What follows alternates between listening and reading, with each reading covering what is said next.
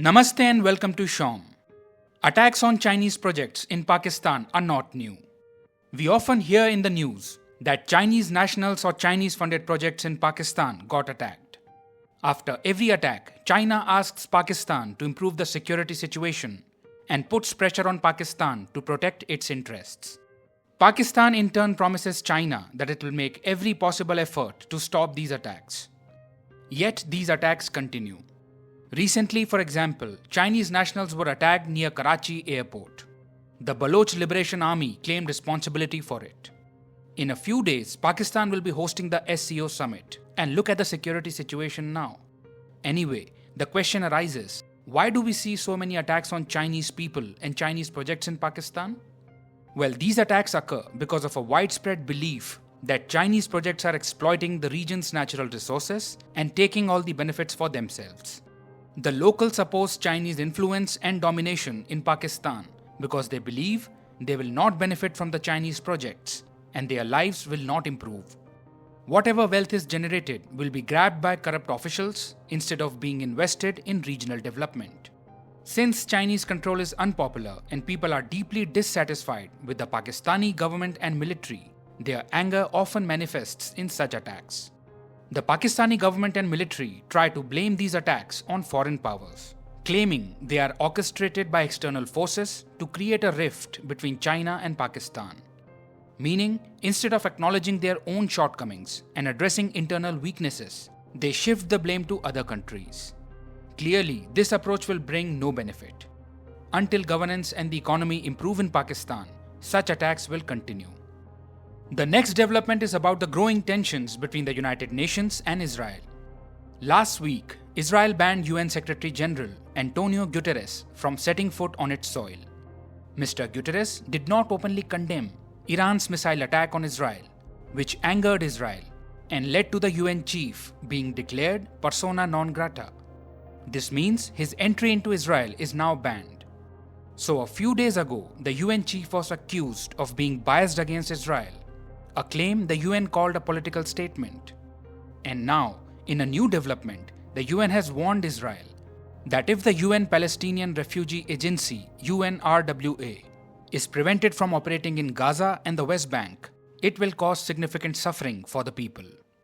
The full form of UNRWA is the United Nations Relief and Works Agency for Palestinian refugees in the Near East.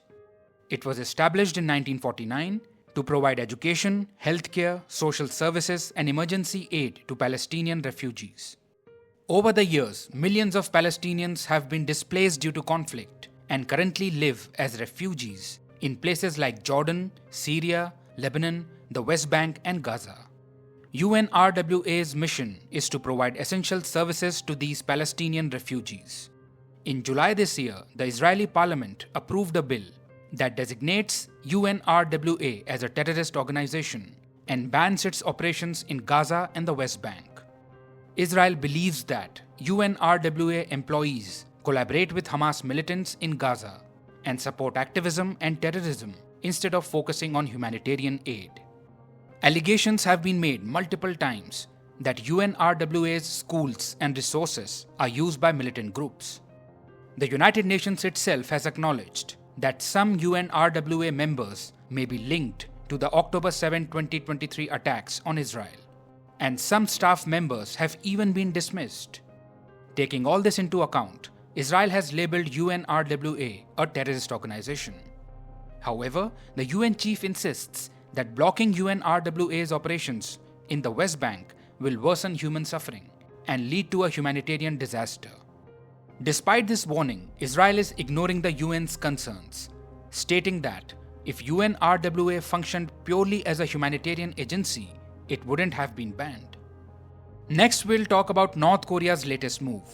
North Korea is planning to permanently seal its border with South Korea. North Korea's supreme leader Kim Jong-un claims that South Korea and the United States are unnecessarily escalating tensions and displaying aggressive behavior towards North Korea.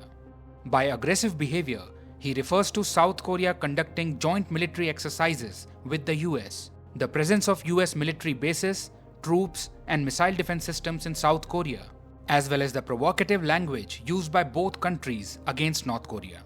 According to Mr. Kim, due to this confrontational approach by the US and South Korea, North Korea will now permanently seal its border with its southern neighbor and strengthen its frontline defense structures. The roads and railways connecting North Korea to South Korea will be completely cut off.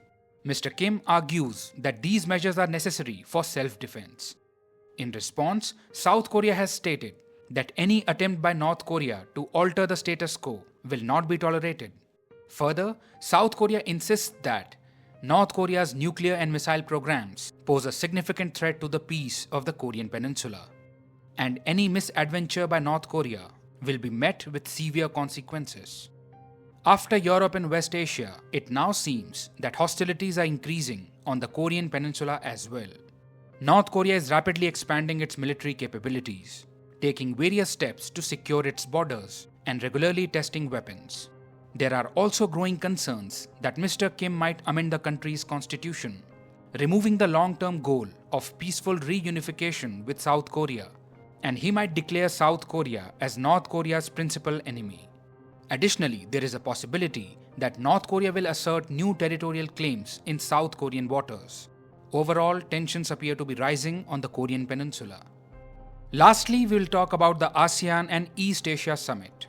Prime Minister Modi has visited Vientiane, the capital of the Southeast Asian country Laos, to attend the ASEAN and East Asia Summit. The importance of these summits has increased manifold due to the rising geopolitical tensions and economic competition in the Indo-Pacific region. Both platforms play a significant role in addressing economic and security issues through dialogue and diplomacy. A free, open, and secure Indo-Pacific is a major theme for both summits.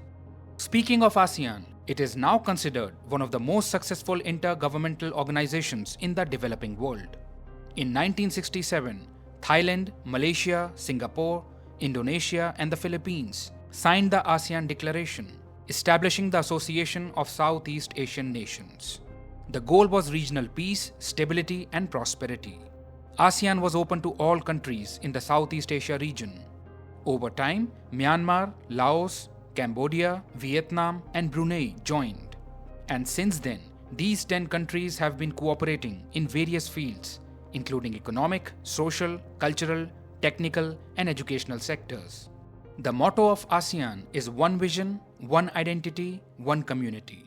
Its headquarters are in Jakarta, the capital of Indonesia, and ASEAN has its own flag and anthem. The ASEAN Summit is held twice a year, and the chairmanship rotates among the member countries annually in alphabetical order. Currently, Laos holds the chairmanship and is hosting the ASEAN Annual Leaders Summit.